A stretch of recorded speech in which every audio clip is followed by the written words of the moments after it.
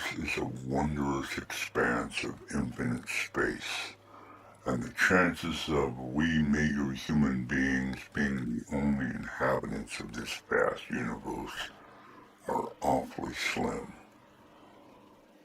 People from all around the globe have reported seeing strange objects flying around in the skies above their heads. Are all of these things just figments of overly active imaginations? Are they secret government black projects purposely exposed to incite deception on their part? In many of the cases that have been reported, there also seems to be a similar event that accompanies the initial observation and report.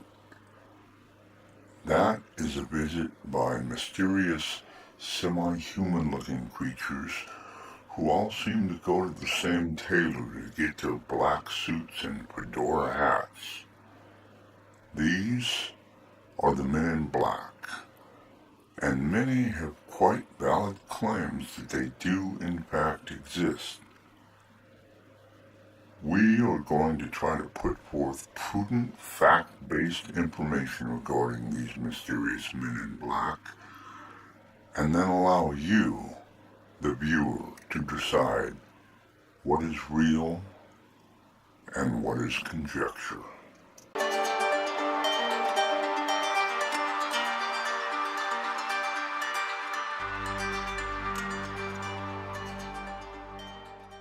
First ever recorded experience with the Men in Black came from Harold Dahl in June 1947. Harold Dahl was out on his boat in the Puget Sound where he claimed he saw 6 giant donut-shaped objects in the sky. One of the objects fell apart, spilling debris that killed his dog and injured his son. He took photos of the debris but said they were later fogged over by a man in black who told him not to speak of the incident. The next incident comes from Robert Richardson in 1967. Robert Richardson reported that he collided with a UFO while driving at night in Toledo, Ohio. On impact, the object vanished. Richardson took home a small lump of metal that he believed was from the UFO. A week later, Richardson said he was visited by 2 men in black suits. He said the 2 men asked for the piece of metal from the site, but when Richardson informed them that he had turned it over for testing, they threatened him. Quote, "If you want your wife to stay as pretty as she is, then you'd better get the metal back." End quote. Richardson never heard from the men again and still has no idea how they knew about the metal. The next encounter happened in New Jersey in 1968. Jack Robinson, a UFO researcher, and his wife Mary were terrorized by a man in black that would stand across the street from their apartment building. They reported their apartment appeared to be rummaged through, and after seeing the strange man for 3 days in a row, their friend Timothy Green Beckley decided to get a closer look and managed to snap a picture. This is a rare instance of a reported MIB caught on camera. On September 11, 1976, Dr. Herbert Hopkins, a doctor living in Maine, was studying a UFO incident when he reportedly got a phone call from a man who identified himself as a representative of a New Jersey UFO organization. The man asked if Dr. Hopkins was alone and if they could review research. Dr. Hopkins agreed, and by the time he hung up the phone and turned on the lights outside, Dr. Hopkins claimed the man was somehow already coming up the stairs to his door.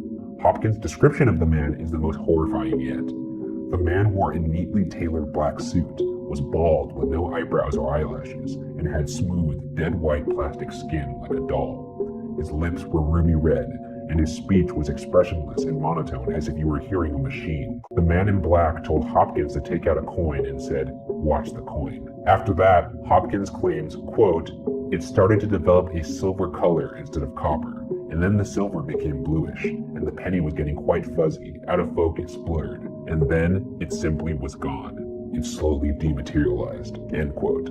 After that, Hopkins said the man ordered him to destroy his UFO research. This next encounter is with someone you probably know, Dan Aykroyd. Yeah. In January 2002, Dan Aykroyd sold a TV show called Out There to the Sci-Fi Network that would break serious ground on a wide range of topics in the alien media landscape. In the middle of conducting further interviews for the show, Dan stepped outside for a break where he reported seeing a black Ford sedan appear suddenly across the street. Dan reports that one large man in black got out of the car and gave Dan a dirty look.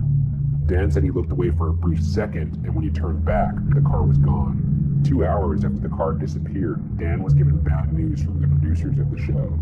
Dan said, quote, We were told we were not to continue taping, and the show was canceled, and none of them would air.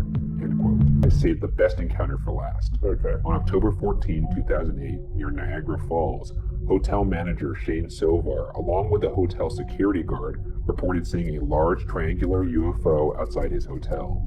A group called the Aerial Phenomenon Investigations Team looked into the incident. They reported that a couple weeks later, according to 3 other witnesses, 2 unidentified men in black visited the hotel.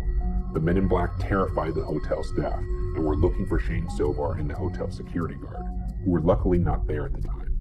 And when Shane Sovar reviewed the hotel security footage, he discovered that the camera had actually caught 2 men on tape. What we're about to watch is that footage. No one's gonna die, are they? No.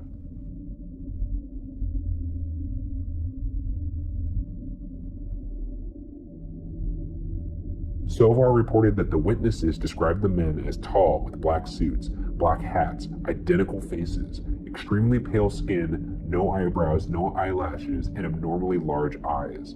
A woman who spoke with the men claimed that she felt that the men knew what she was thinking. Is this video proof that the MIB exist? Or is this video simply an internet hoax?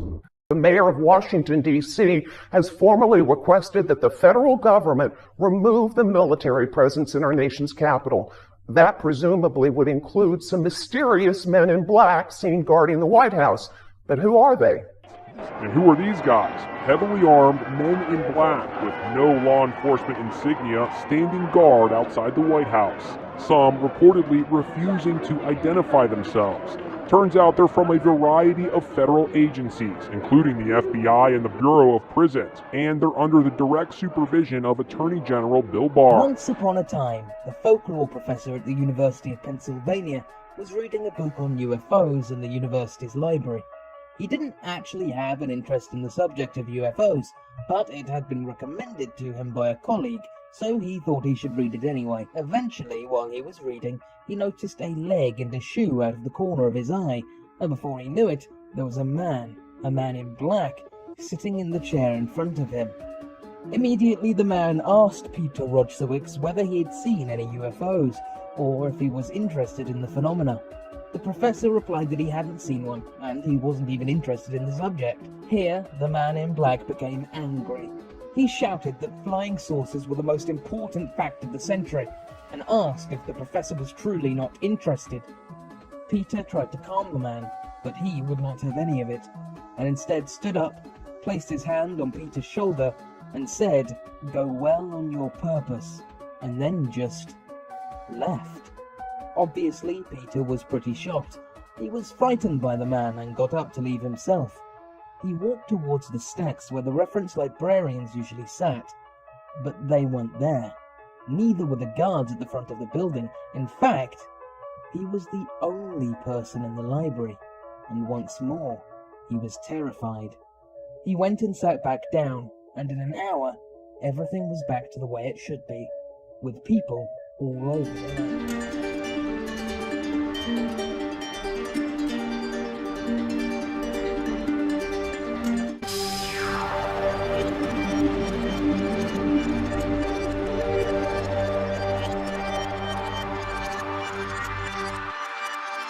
Don't forget to like and hit that subscribe button.